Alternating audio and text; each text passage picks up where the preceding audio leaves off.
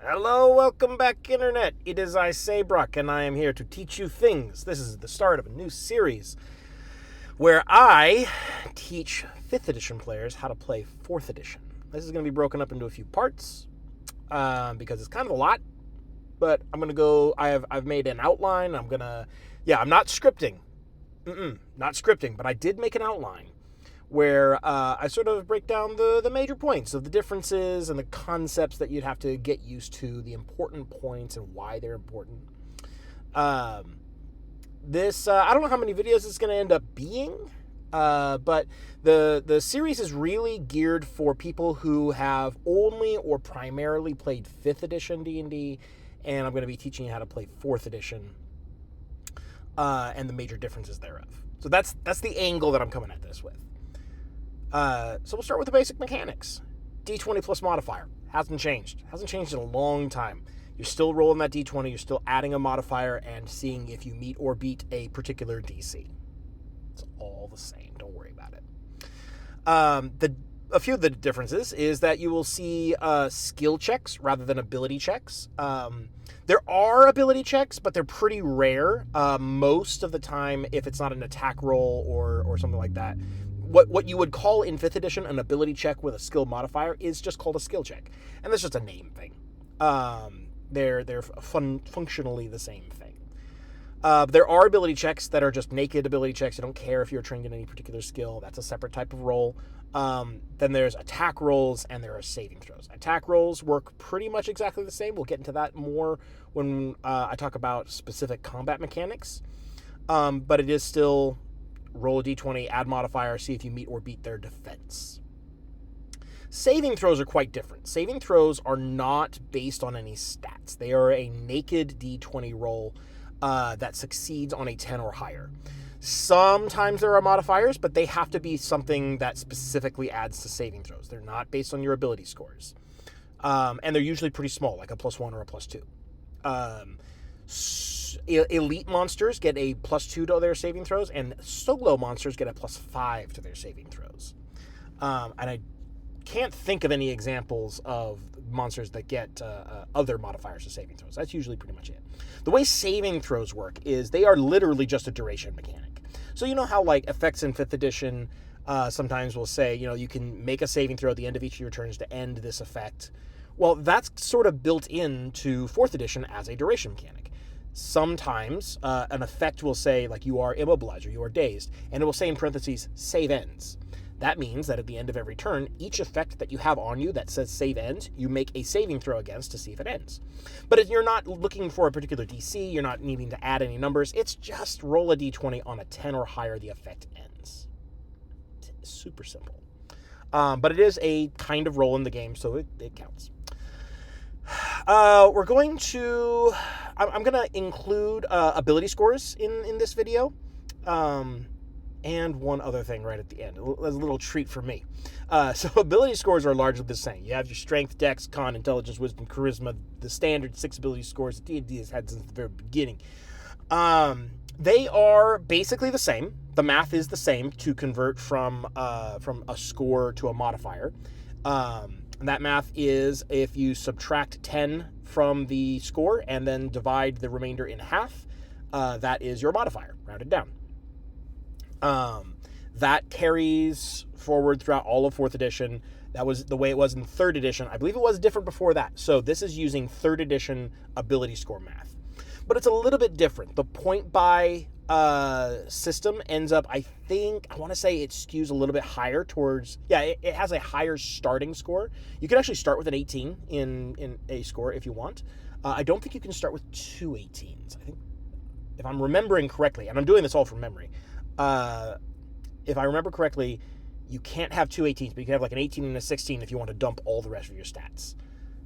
I think that's correct. Or 2 16s and then have some extra stats left over for tertiary scores and whatever else you want to be decent at. The book includes rules for rolling stats because that was pretty popular. That was actually the standard way to generate ability scores in 3rd edition, and it was still pretty popular towards the end of that edition, so it got rolled into 4th edition as a standard option. But throughout all the life of 4th edition, I don't remember anyone doing rolled ability scores because it kind of fucks with the math a little bit. If you get what I mean? Like, it can really seriously mess things up in either direction. So most people don't use rolled ability scores. And there's also a standard array in the book, which literally is just one of the arrays you can get via point buy. It's like if you don't want to go through the process of actually having to spend points and decide where your ability scores are, you just look at the standard array and ascribe each of those numbers to one of your ability scores. Super easy. One thing you're going to have to be aware of, if you are making your character, before you ascribe your ability scores, you need to know what your standard and secondary ability scores are. Every class / spec has, or every character, let's say, every character has a standard ability score and a primary ability score and a secondary ability score. Your primary ability score is pretty much by definition the ability score you use to attack. And then your secondary ability score is usually used by your specialization that you choose at first level to indicate what ability score is going to add to secondary benefits. You know, like for a warlock, let's say you have like an Infernal Pact warlock. So you're going to be attacking with your Constitution modifier. That's going to be adding to your attack rolls and your damage rolls. It is your primary stat, and that should pretty much universally be your highest stat. Your secondary stat in that is intelligence. So let's say there's a thing that does your, it's like, you know, if you hit, you attack with Constitution, you do damage, you know, some dice plus Constitution modifier plus any other benefits, and then it says, you know, push the target a number of squares equal to your intelligence modifier. That's the kind of stuff. You're going to get these secondary benefits from your powers and your abilities based on your secondary stat. It usually doesn't add directly into your like core kit, but it's always like a secondary benefit. Now, there are 2 kinds of classes in regards to primary and secondary scores. You have your A classes, which have 1 primary score and 2 secondary scores, depending on how you want to spec your character. And then you have V classes, where you have 2 primary ability scores and 1 secondary score. Now, you're probably not going to want to focus on any, like, even if you have 2 primary scores, you probably don't want to focus on both primary scores. You can build the character using 1. Just pick the powers that care about the one that you have picked. So, for example, the Ranger. Ranger is Wisdom secondary, and it can be Strength or Dexterity primary. You probably don't want to spec for both Strength and Dexterity. It's not efficient. And this is just an optimizer thing, like, you know, you do you, it's your character, right? But and you could for sure dump Wisdom and just take Strength and Dexterity, and then you'd be more versatile that way. But you would miss out on some secondary benefits. And I think your character would probably be stronger overall if you just pick one of the primary scores. Warlock is the same way. Intelligence is always your secondary score, but depending on which pact you choose, it's either going to be Charisma or Constitution for your primary score. I tend to steer away from classes that are V-type classes because honestly, it does feel like fully half your powers are locked away from you because they don't use the right ability score. This was kind of a bugbear for me, a smallish one, but it was there throughout the entire run of 4th edition. I kind of wish they didn't exist. And Wizards of the Coast, I think, kind of figured that out. After the Player's Handbook 2, after the PHB 1, I don't think we see any more V-type classes. They're all A-type. So, you know, that's something to keep in mind. So you're going to want to look at what class you want to play before you start ascribing ability scores, because you need to know what your primary and your secondary stat are. And that will vary by class and by specialization. You're also going to notice that ability scores are grouped up into pairs. You have Strength and Constitution, Dexterity and Intelligence, and Wisdom and Charisma. Those pairs factor into your non-AC defenses. And real quick, let me look at my my thing here. Nope, I don't have a later. I don't have anything later where I talk about this, so I'm going to talk about it now. You have your 4 defenses. You have AC, reflex, fortitude, and willpower. Those are your 4 defenses. AC is a little bit separated from the other 3. So the other 3 are called your non-AC defenses. Each one is based on the better of a pair of ability scores. Reflex is based on intelligence and dexterity, or dexterity, I should say. Fortitude is based on strength or constitution, and willpower is based on wisdom or charisma. So it is a good idea to have at least one decent ability score in each of those 3 pairs. It doesn't have to be really good, because you're going to have a primary in one. Nearly always, your secondary is going to be in a different pair. I want to say there is a... Yes, there is. So in the Player's Handbook 1, they hadn't quite figured out all the symmetry on this and what makes a satisfying character ability score spread. But if you are a wand using wizard, you're going to use intelligence as your primary score and dexterity as your secondary score. And so both of your scores are in the same pair, which means you're very focused. And you're going to have kind of a weak fortitude and a weak will. Though not as weak as some, because you do get a class bonus to will.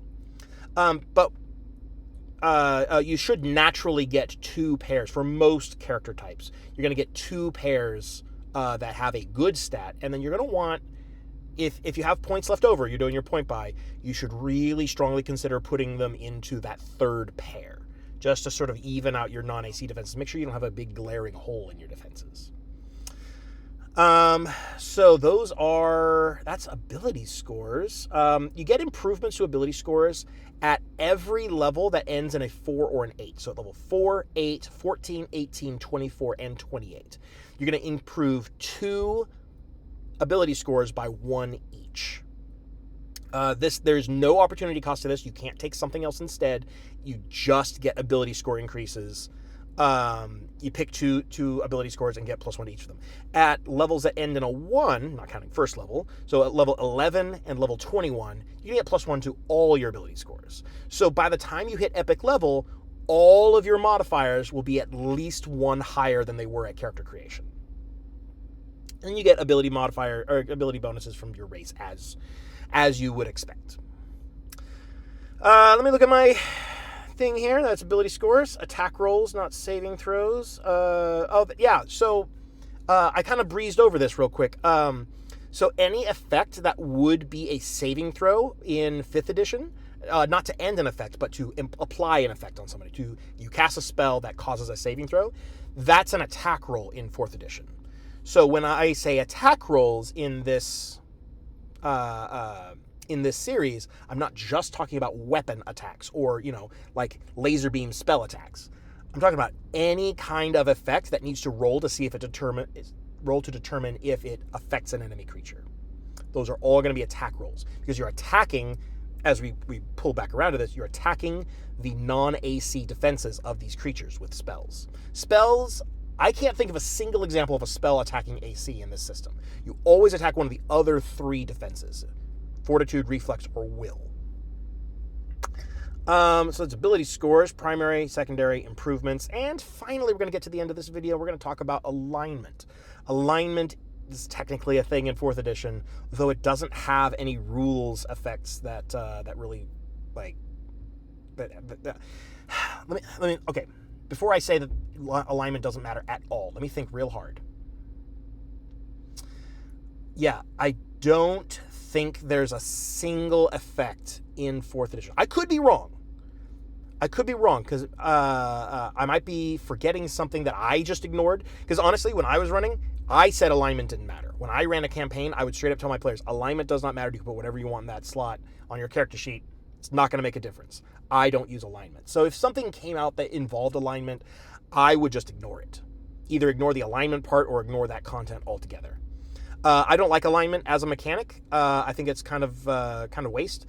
Actually, the exact note on my outline here is alignment. Who needs it anyways? It's a really bad mechanic. Kind of always has been. And so, yeah, it technically exists in 4th edition. It's a little bit different than you might be familiar with. It doesn't use like the 3x3 grid. It's more of a linear spectrum. But yeah, it's technically a thing. You could use it if you want. It's not going to make a difference. But yeah, that's sort of your intro to the basic mechanics of 4th edition and how the parts of a character look.